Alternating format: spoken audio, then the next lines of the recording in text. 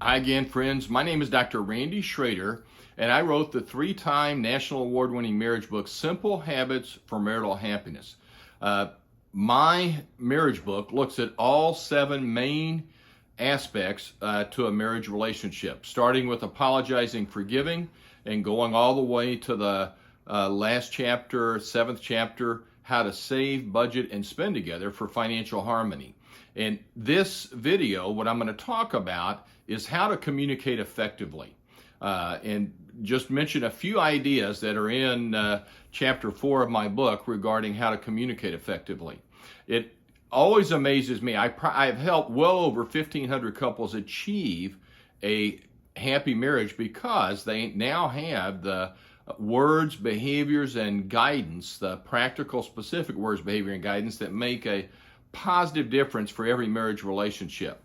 But whenever I have seen couples in counseling, I always ask them what they think is the main problem, and almost 100% of the time, one or both spouses will respond with, "We are having communication problems. We don't communicate effectively." I hear that over and over and over, and yet we cannot not communicate. We are always communicating in our marriages. Even if a husband and wife don't talk to each other, they're communicating that they are upset with one another. And so it's important for couples to have the skills, the knowledge that can make a huge difference when it comes to communication. What the research has found that 90% of communication is tone of voice and body language. That's what makes a major difference when sharing information with one's spouse. If I had a dog in my office right now and I were to pet that dog and say to the dog, "You are just a vicious, brutal, mean beast," and I said it lovingly like that and petted the dog nicely, the dog would wag its tail and want me to give even more attention. Now, I could take the same dog and change my tone of voice and my body language, my facial expression, and just say, "You are a kind and a caring and a compassionate animal," and the dog is going to cower down because the dog does not hear my words. The dog hears my tone of voice and my body language. Likewise, one of the foundational principles for communicating effectively is to lower your voice, speak just above a whisper, and have a kind, caring tone of voice with your spouse in order to communicate effectively. Another terrific idea that makes a difference for every marriage, and I talk in great detail about this in my marriage book, Simple Habits for Marital Happiness, are expectations.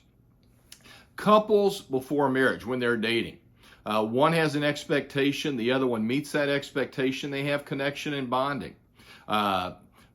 And that happens over and over. Expectations are expressed, made known, and they meet each other's expectations, and they're extra polite with those expectations. What happens after the first few years of marriage is the dreaded disease of complacency.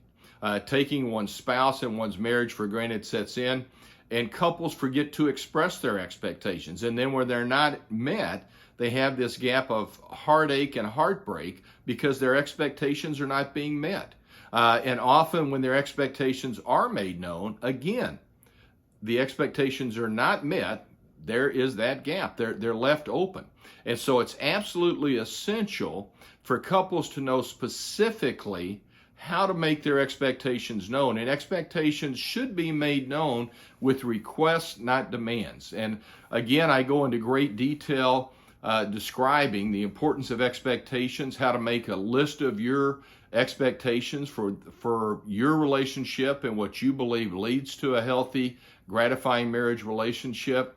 And then another key idea, every couple, I have been married 46 years and known my wife almost 49 years, and we're going to have our hurts and disappointments. And when that happens, what is so very critical and essential is to express those hurts and disappointments in a loving way.